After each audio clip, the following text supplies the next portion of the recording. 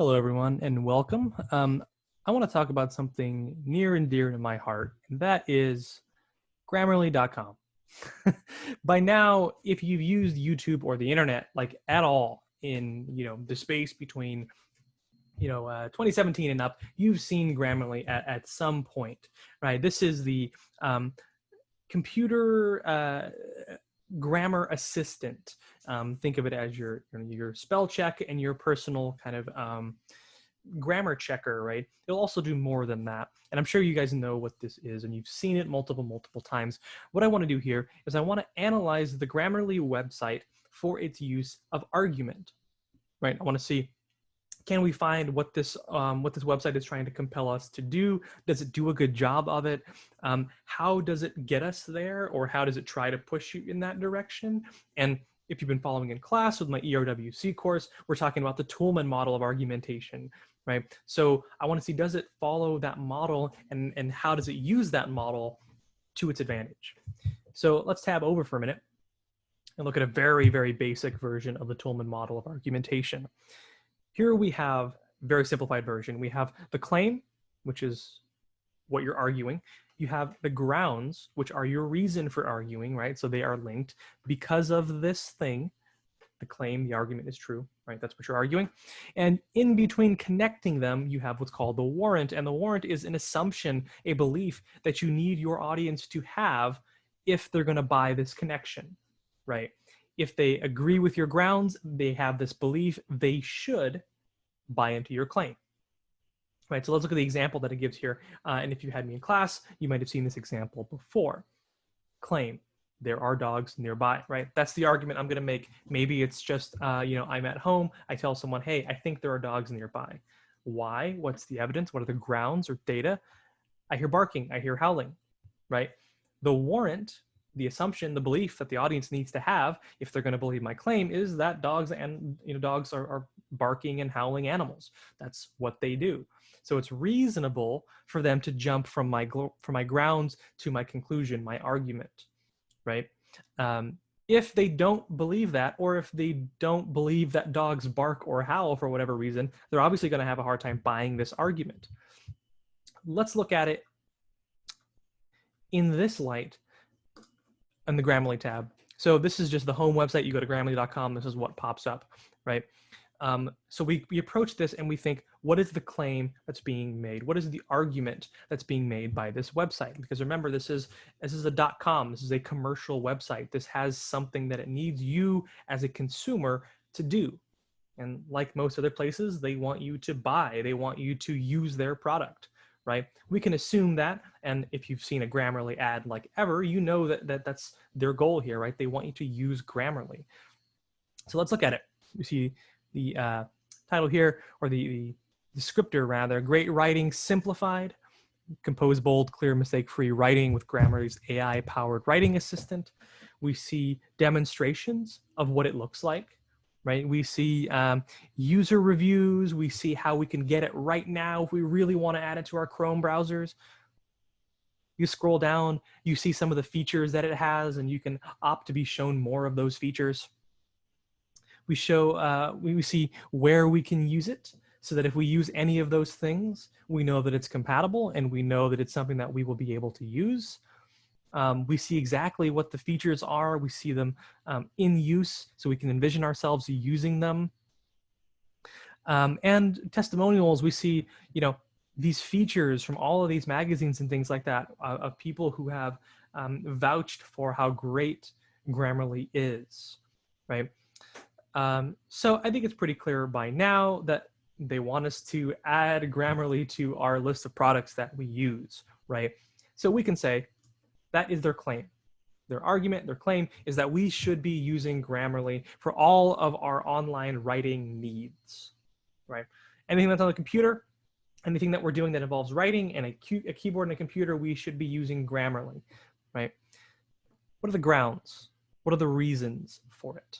Right? What is the main reason? Because we can talk about this breaking down into multiple subsections, but what are the actual specific grounds? What was the main reason for why we need to use this? When we look at it, we see things like brilliant writing awaits. We see things like great writing simplified. Why should we use Grammarly? it will make us a better writer, right?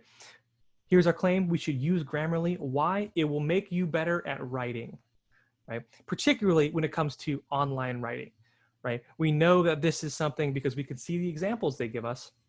We know this is something that is taking place on the computer. We see the Google symbols. Down here, we see the social media symbols. Obviously, this is not something that just pops up while you're writing pen and paper style. So what that means is the grounds has to do with, online writing or digital writing, if you want to call it that. We should buy Grammarly. We should use Grammarly because it will make us a better writer in the digital world, right? The warrant, the middle linking bit, the assumption that we need to have. Let's look back at Grammarly. What is that warrant? Why is it important to be a good writer in the digital world, right? We have a few reasons. Number one, it's free. That's always nice. You can add Grammarly to Chrome for free. You see this, like we see this symbol change up here. It goes from Facebook to like Gmail to, I don't know, Twitter or something like that. Google Docs we see here.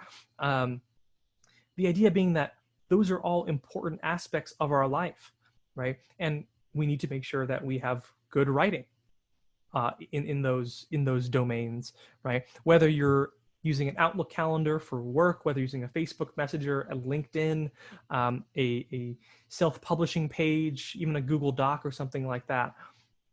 Wherever you work, Grammarly will meet you, right? So the assumption there that builds between the grounds and the claim is that it's important to be a good writer in the digital age, right? The assumption that you have to have as a potential buyer for this website is that it's a valuable skill to be someone who can write well in the modern digital age. And that's what they're going to try to sell you on, right?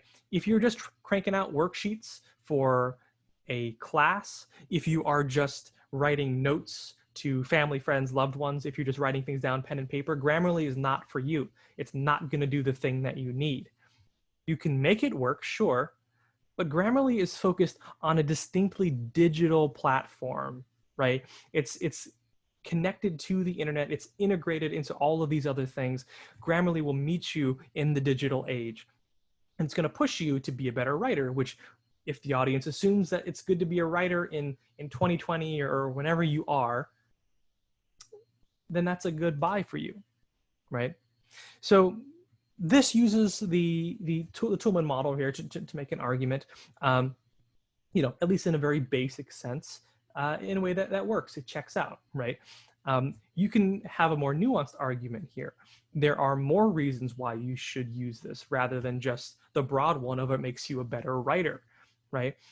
Maybe it makes you a more nuanced writer. Like, look at this. This detects what your tone is. Am I coming across too friendly? Am I being too optimistic? Am I being too formal? This will advise you. It's a writing advisor. It can provide nuanced analysis of your work and give you updates. It can give you, a summary or a synopsis of how you're doing so that you can adjust accordingly, right? And more importantly, Grammarly works with you, but it doesn't do it for you, right? And that's the thing. It's going to make you a better writer because you can use Grammarly to bolster the work that you've already done, right? It also says that it moves beyond grammar and spelling, so it's got to set itself apart from your standard Google spell checker or standard Word doc spell checker. It knows that it has work to do to make itself seem special, right? If the ground, or if the warrant is that you need to be a good online writer in today's world, why not just use Google Docs as spell check? Why not just use Word for a spell checker? Right? Why use Grammarly in particular? Well, because it sets itself apart by saying it goes beyond that. It looks at tone. It talks about, how your sentences sound to the audience. And notice it says to help you express yourself. So again, the focus is on you.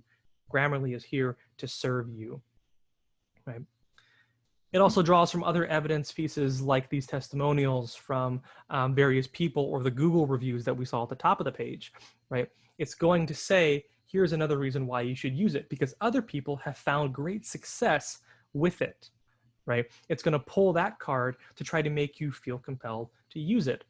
And then notice how the page ends. It ends with a very simple message here, right? It says, brilliant writing awaits. It's going to try to make you feel like it's only one click away, right? Add to Chrome, it's free, it says.